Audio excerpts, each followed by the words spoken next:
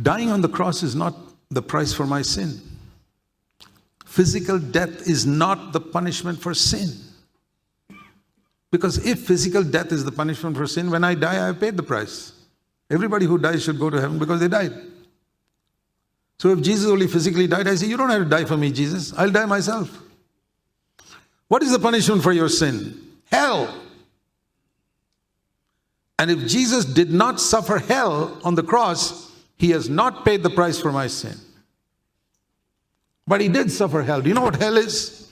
Hell is to be forsaken by God. And that's what Jesus experienced for 3 hours. Hell is not physically a place. It may be, but the important thing is forsaken by God. And that's what Jesus experienced on the cross for me.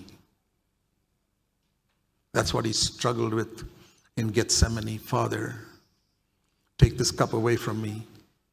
It wasn't physical death. He was not afraid of physical death. He'd be ready to die 1,000,000 times for me and you. But this separation from the Father. Oh, Father, do I have to go through that? You and I have been together for eternity. And some angel can tell him, but Jesus, it's only for 3 hours. And you'll come back together again. No, I don't want to lose it for 1 second.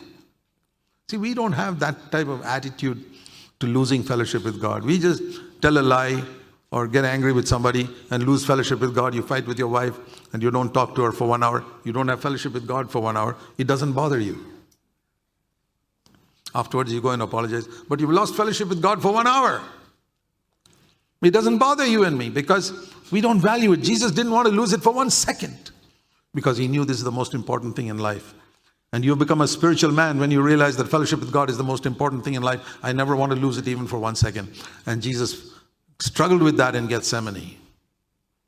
And I can imagine the Father saying to him, okay, Jesus, you don't have to go to the cross. You have lived a perfect life. Come from Gethsemane straight up to heaven. But Zac Poonen will go to hell.